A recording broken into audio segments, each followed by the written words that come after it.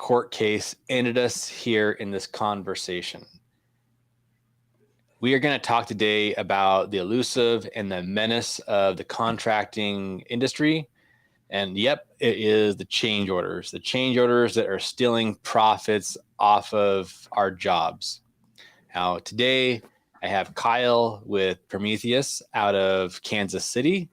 And we are going to talk today about we're going to do a series on this, but right now we're just going to address the first part of this is just change orders, and what our feelings are, how they affect the industry.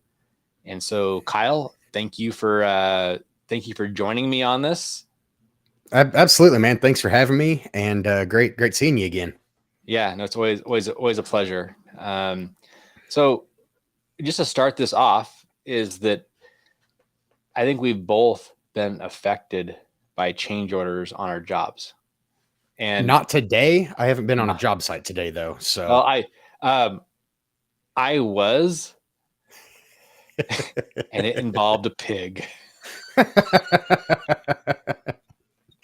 Another clause in the contract, it's That's not another like attorneys clause. are expensive or anything. Another clause in the contract, yes. And I never ever thought I would say that, but yes, it was a pig. I got bull rushed by a pig.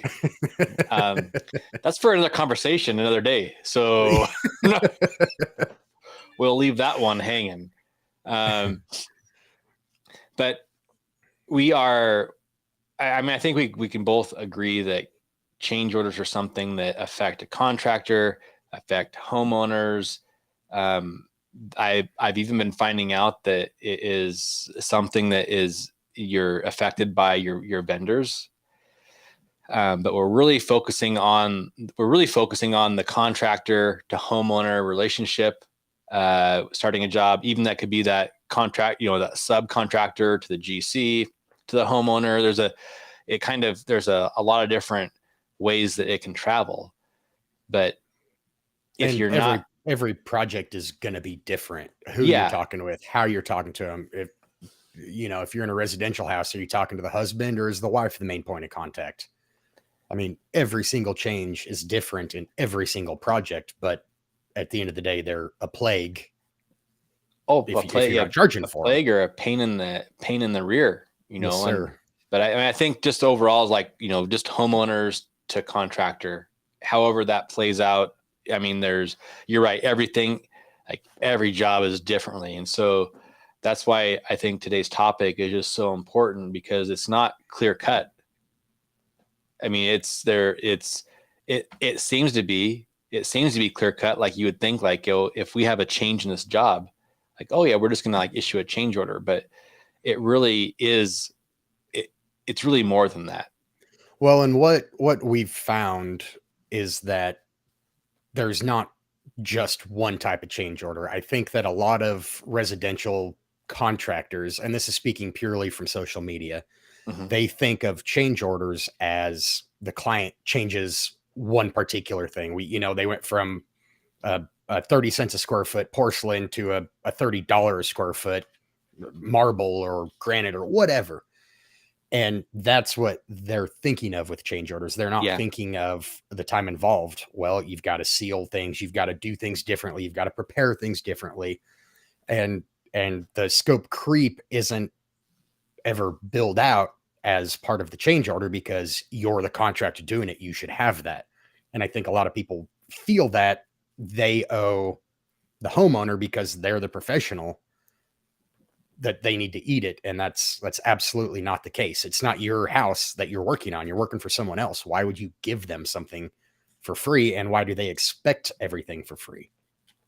Yeah. I mean, I think there's expectations. I mean, it's just, I think we've set a standard in the industry to allow that to happen. I think there's a lot of, there's a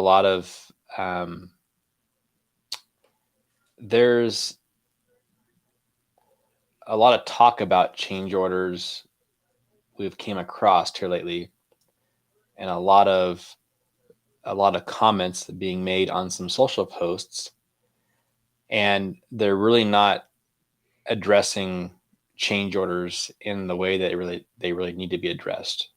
They're coming on, like they're addressing points, like points are being addressed that are like super, like very, very important in business, but they're not directly related to scope creep or change orders, or they might be, but they're just like, but it's a way to, I think it's a way to address them if you were actually doing this as a hobby, if you did not want to get paid. And I think we're all done and like fed up with doing this as a hobby, because, you know, as we know, most hobbies don't pay very well, if anything. Actually, they normally cost you quite a bit. Yeah. I didn't start working to get rich. I started working because I thought I wanted to help people. But what happened is I started helping people and it cost me money. So here we are. Here's how our changes have evolved from, you know, your court case to where we are now, where we have a solution and we have the steps to take care of your scope creep, of your change orders, of your, you know, I mean, the scope of work. Yeah. No, so that's great. So I know you do, you work with property management companies right now. Mm-hmm. In the past, when you first got in the industry, you were working for a commercial company, lost $41,000 on a, I mean, it can be chuckled about now, I'm assuming. Yeah, it's funny now. It's funny now. It 10 wasn't years so later. funny then. But can you briefly elaborate on where that $41,000, was it a plus or a minus? Oh, it was definitely a minus. What came about that? So I came out of college and went straight into project management. I filled a slot very well for what the company needed. Unfortunately, I had little to no project management experience. So we get on this first project. It was at an open and operating grocery store. We were adding piers down in a vestibule. The building was sinking into the earth, causing just wreaking havoc. So the scope of work was add a few pier drills, jack it back up, pour a new pad, get out of Dodge. Easy 2-week project. I mean, like, could not have been easier. We ran into a problem. The engineer warned there could be issues. There may not be, but there could be. If you run into these issues, here's how you solve it. The company doing the work for me called, said, hey, we ran into issues inevitably. So I said, all right, well, what are our options? We can do A, B, or C, but you have to do A. B and C are just add-ons. All right, cool. Well, let's just do A. I knew that they had to have it done. We were going to remove a door from the building if we didn't do it. I gave them permission to do it.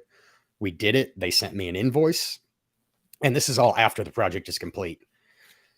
I sent the invoice on to the project manager I was dealing with for the client.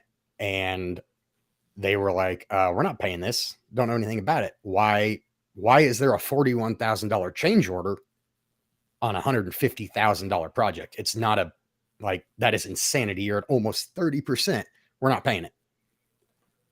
So that was my introduction to change orders. 2 weeks into this brand new job I had, I was super proud of, and I lost big. You're like, I got this taken care of. We got a problem. I'm going to solve it. Yeah, I did everything correctly except for one major component. And that was communication. Communication, getting the proper sign-offs. Yeah. You know, because by the time that I presented them with my change order, we didn't have pictures. We didn't have an open hole. They couldn't see anything. And that applies whether you're commercial or residential. They have to be able to understand the problem to help you solve it. You know what you're doing. We know what you're doing. The homeowner doesn't. Yeah. They see a shower and all they see is tile and a shower head. Yeah, so if you would have the framing and the electrical and everything. Yeah. So I'm assuming if you would have went through the proper channels that had been like signed off on, sent an email and had a conversation on the phone, then we'd have made money instead of losing $30,000. Yeah. It's like, whoops, never. That's I mean, it's, it was $150,000 project and we lost 30 on it after the change order. Yeah. So, you learn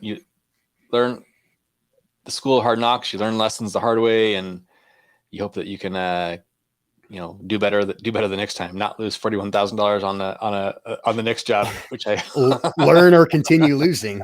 Although you have an interesting story similar also, though, I believe. Yeah. Yeah. I mean, I've had now just one. I've had a few, but I mean, one that really sticks out in my mind is, I had a bathroom project.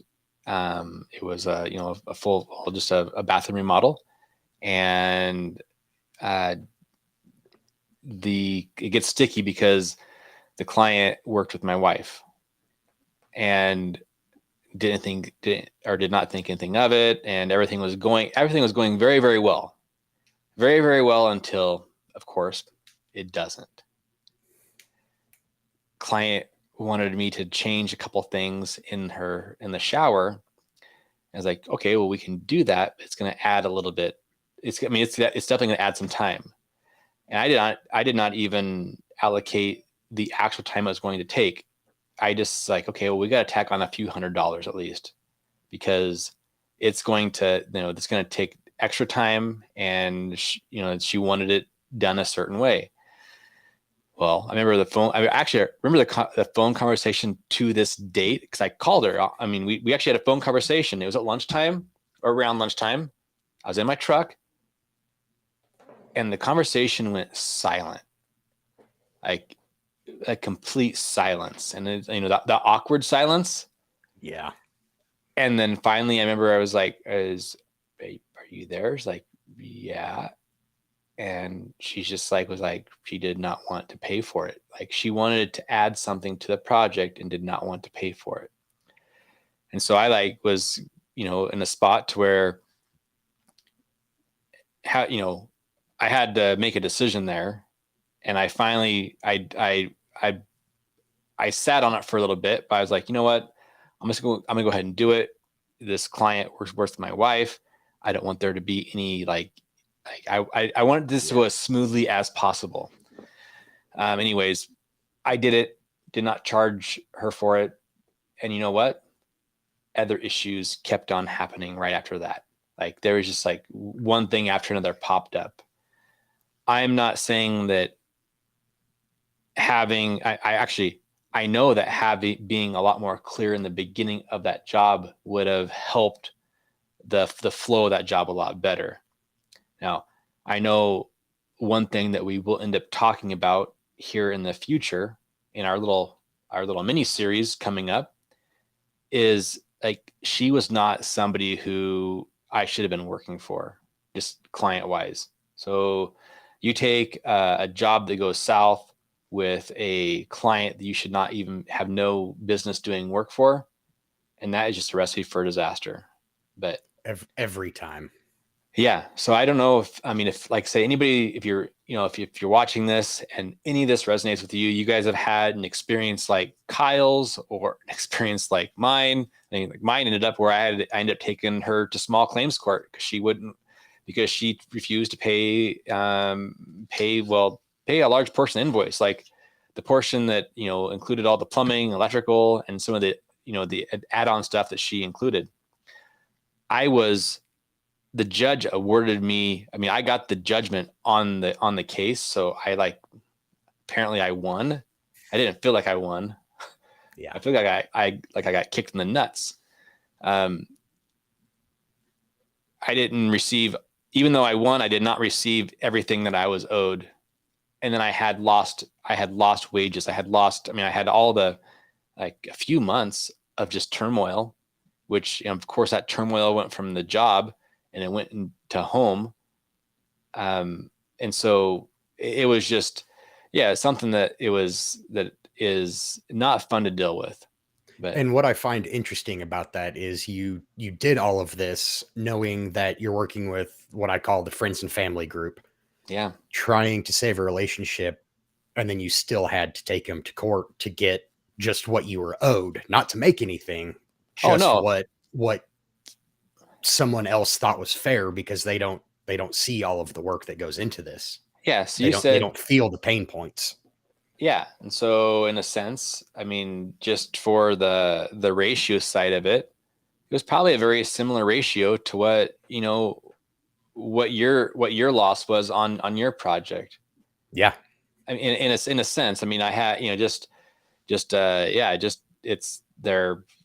I would not, um, having all your legal stuff set up is super important, but you really don't want to ever have to execute on it. So what we're talking about is getting things set up from the get-go so that you don't have to exercise it at all. And so that you have happier clients and you have better flowing projects.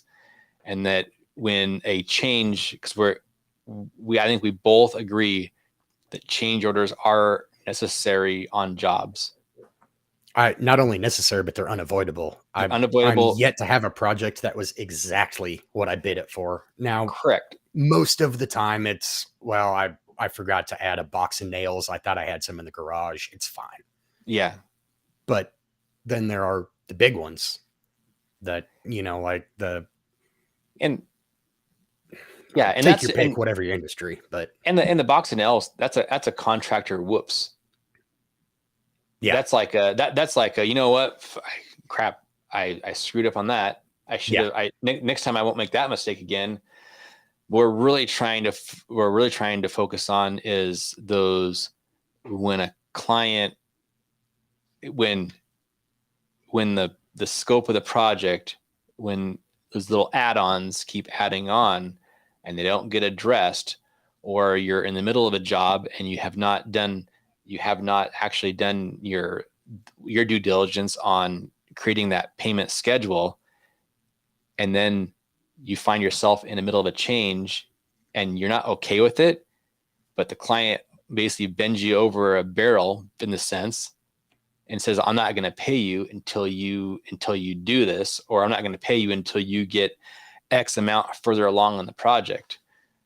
I think that is a big, I mean, that's huge. That's the entirety of why change orders suck. Why scope creep is just nightmarish.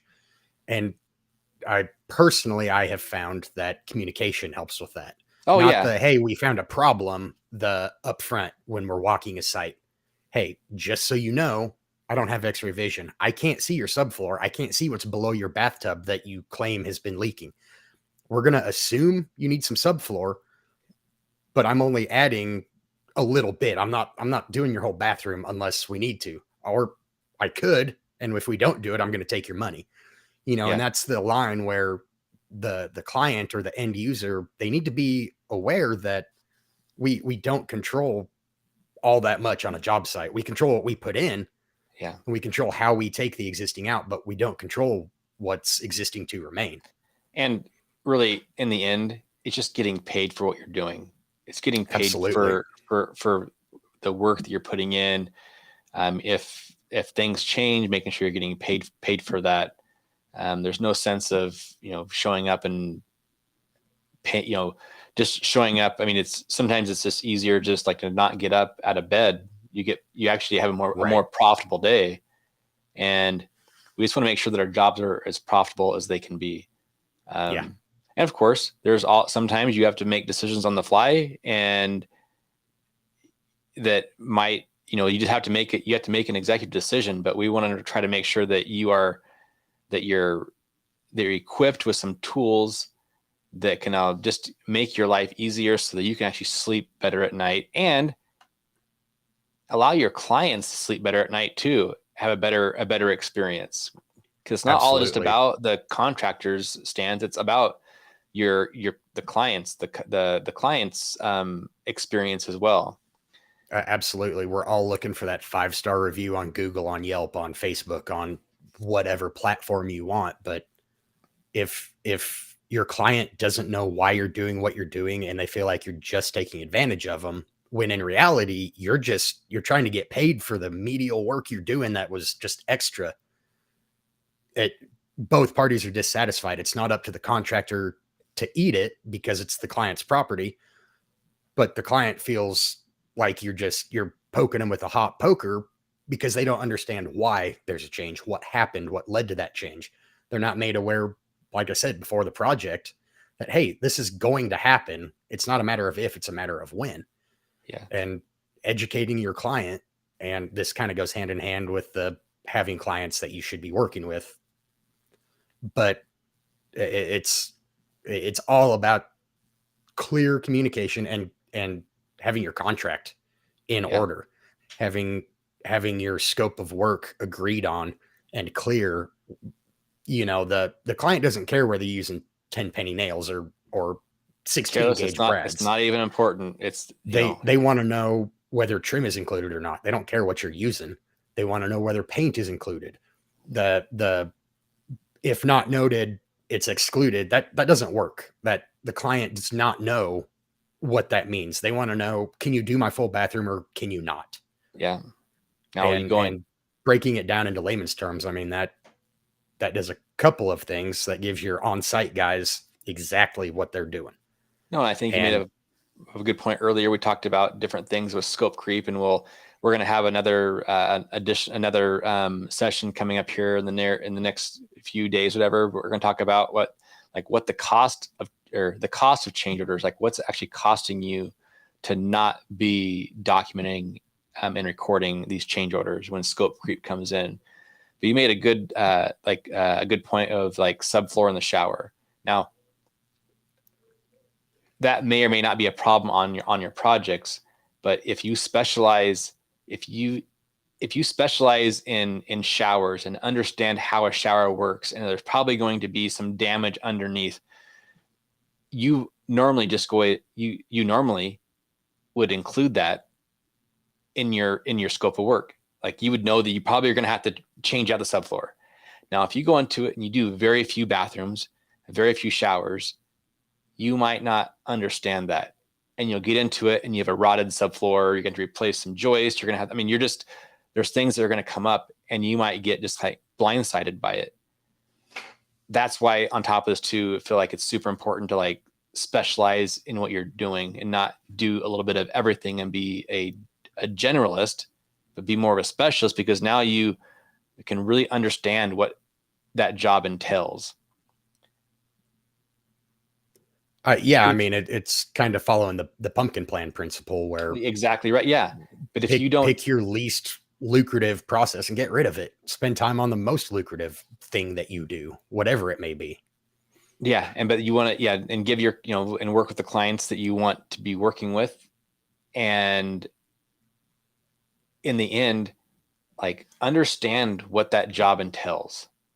If you have if you don't, like, there's a time for learning and there's a time for like making money in business. And we've all been there. Like, I've been there. I'll admit, I've done crap that had no business doing, but I'm learning from that. And I think you've done stuff I've learned from that. And it's a costly mistake. So we're gonna sign off here. We're approaching here about coming up about 25 minutes. We want to keep these brief. If you haven't yet subscribed to the channel, please subscribe to the channel. If you found this valuable to you, this helps us, allows us to know how content that you're wanting.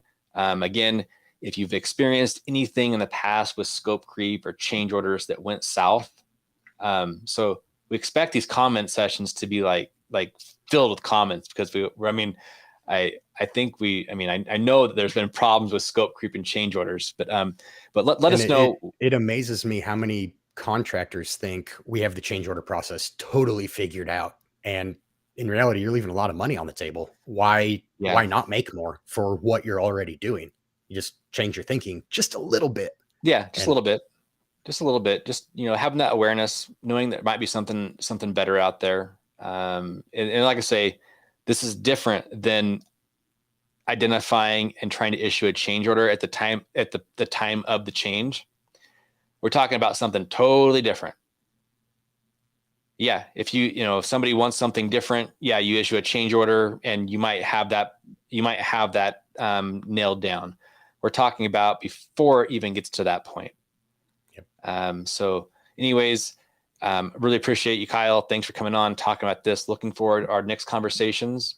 Again, make sure if this content was valuable to you, subscribe to the channel, so that way that you can be alerted, and and you can ring that bell too, so that way when we go on live next. I hope that that notification came to you if you're subscribed and you got that alert, because Kyle, you said earlier we did a test run and you did not get the alert, so I'm gonna have to look into that. But anyways, to be fair, I run a screw gun, not a computer, for a living, so tech isn't my strong suit. All right, I understand. So anyways, thanks again. Until next time, we will see you guys later. Thanks for tuning in, and we'll talk to you later, Kyle. Thanks, Steve. Yeah. All right, bye.